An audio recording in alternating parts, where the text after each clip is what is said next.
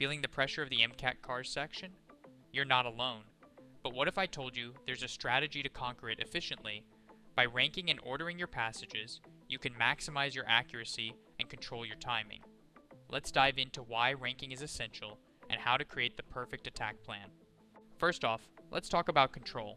The MCAT cars section isn't just about how well you can read or how quickly you can answer questions. It's about a strategic control.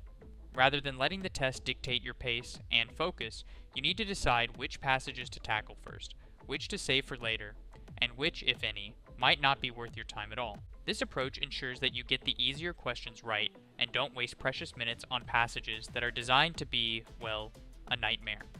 You might think the MCAT cars passages are laid out from easiest to hardest, but that's rarely the case. Instead, they're presented in what seems like a random order. Often, a challenging or killer passage sits right in the middle, while an easier one could be waiting for you at the very end.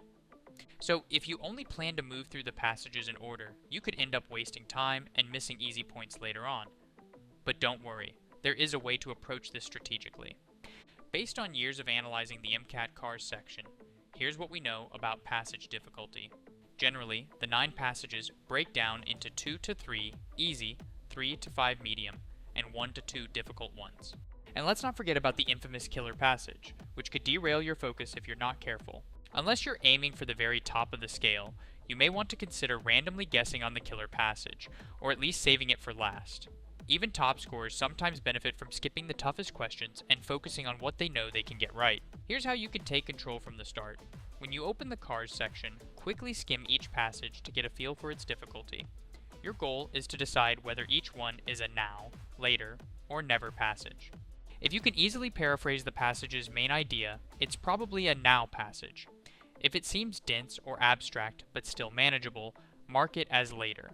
And if it's full of complex jargon or confusing arguments, consider it a never or killer passage and save it for the end, or guess and move on. Your strategy might look like this.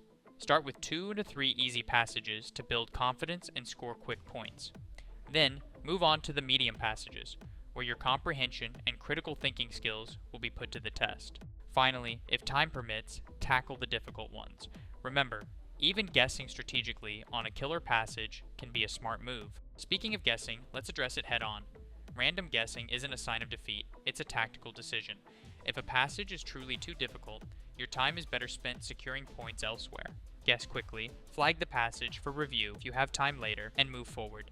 To recap, ranking your passages is all about working smarter, not harder. Use your time wisely. Focus on passages where you can score well, and don't be afraid to skip or guess on the toughest ones.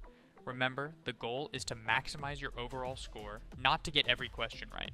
For more strategies and full-length practice exams, visit kotc.me and explore King of the Curve for all your study needs. We're here to help you conquer the MCAT cars section with confidence. Like and subscribe for more MCAT tips. Your best score is just a strategy away.